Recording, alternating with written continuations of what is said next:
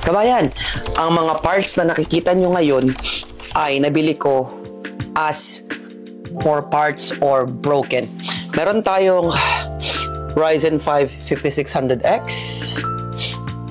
na may bed pins at Ryzen 5 2600 na may bend pins. Itong 2600 natin na nabili, ang dami niyang bend pins. Itatangka ko siyang i-unbend. Tignan natin kung gumana.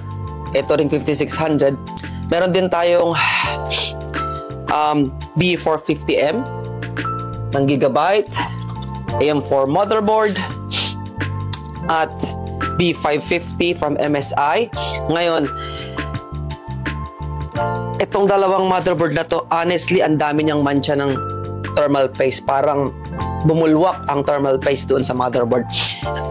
Most probably, gumagana siya, pero tingnan natin, lilinisan natin siya, tsaka natin siya iti-test. So, itong apat na items na to, plus RAM pala, is $60. Honestly, kung gumana ang dalawang motherboard, kahit di gumana ang CPU, panalo pa din. Kasi, ang market value nitong dalawang motherboard na to is about probably $100-$150.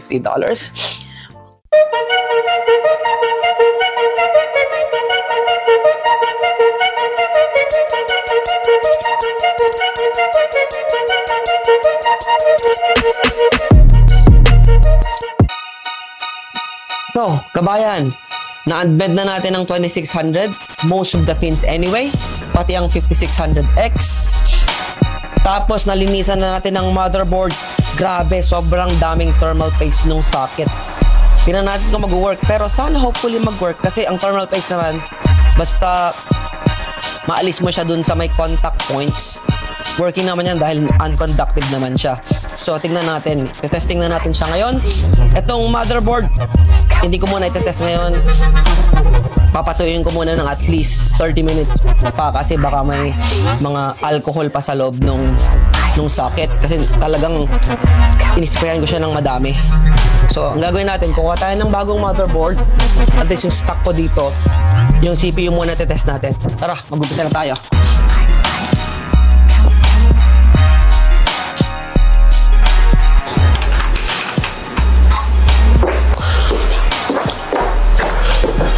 So, titest na natin ang Ryzen 5 2600. Nilagay ko na siya sa socket bago yung motherboard natin. Tara, testingin natin to. Power on. Let's see.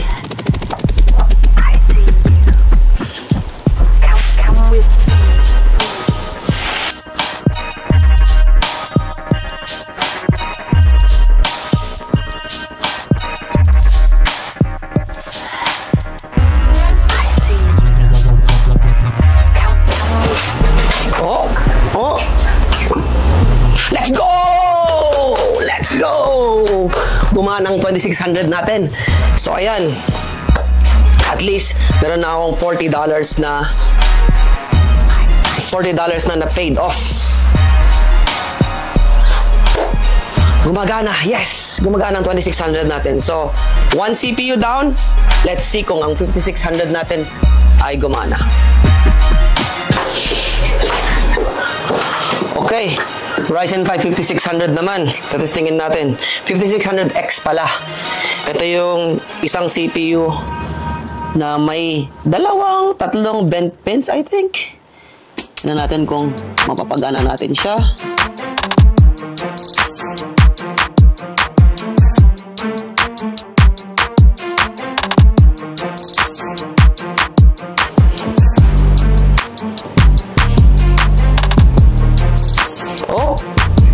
Nag-on? Yes! 2-0! Woo! Woo! $60, 2600, 5600X. Sulit na sulit talaga. Malaki ang kikitain natin dito.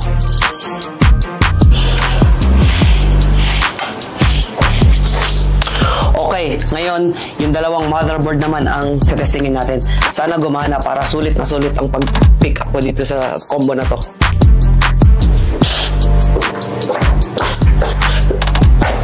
So, motherboard number 1, ito yung B450M DH3 with Wi-Fi. Sana gumana. Lagyan natin itong 2600.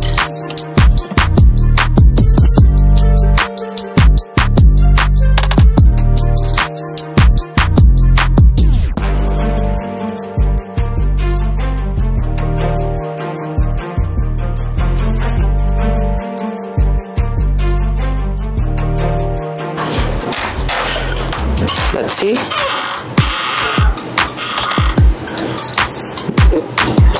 Motherboard 1, working siya. Okay. Basta nag-boot, working siya. Happy na ako. Okay, on to motherboard number 2 tayo. So kabayan, lahat ng components natin except itong RAM. I think dead na yung RAM pero try natin. Anyway, wala naman ako masyadong pakialam sa RAM dahil itong DDR4 na to ay napakabagal. 2666 lang siya. So, all in all, ang Ryzen 5 2600 natin at Ryzen 5 5600X kasama ng dalawang motherboard, lahat working for $60. Grabe, napakasulit talaga. Ito yung mga instances na napakasarap sumugal sa mga parts na ganito dahil most of the time, konting repair lang, konting linis lang, gagana pa rin siya. Ito ang testament na kung may konting kaalaman ka lang at konting tiyaga sa paglinis at pag-research kung paano i-repair ng mga parts na to ay talagang sulit. Mas lalo na sa flipping industry, malaki ang kikitain ko dito. Tara, mag-build na tayo ng PC. Build. Para sa ating CPU, meron tayong i5 11600KF, 6 cores, 12 threads. Para naman sa ating motherboard, MSI B560DH3. At ang ating RAM, 16GB kit from Corsair, clocked in at 3600 MHz. Sa ating storage naman, 1TB SSD. Ito pala ay bundle deal na kuha natin for $180 or 11K PHP. CPU cooler natin, Cooler Master, 120mm, $20 or 1.2K PHP.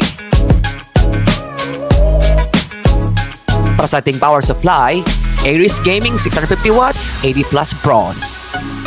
Purchased for $50 or 3K PHP. At ang ating case, NCXT H510i RGB case, $50 or 3K PHP. At syempre, hindi mawawala, Agehorse cable extensions, black and gray, $25 or 1.5K PHP. At ang ating Piasta resistance, Asus RTX 3070 Ti. Nakuha natin siya ng $270 or 16K PHP.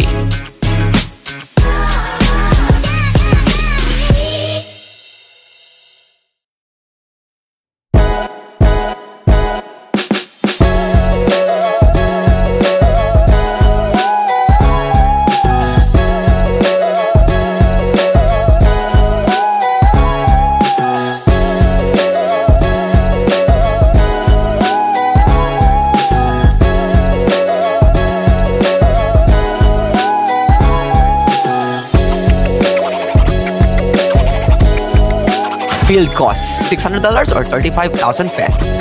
Ang asing naman natin ay $920 or 54K PHP.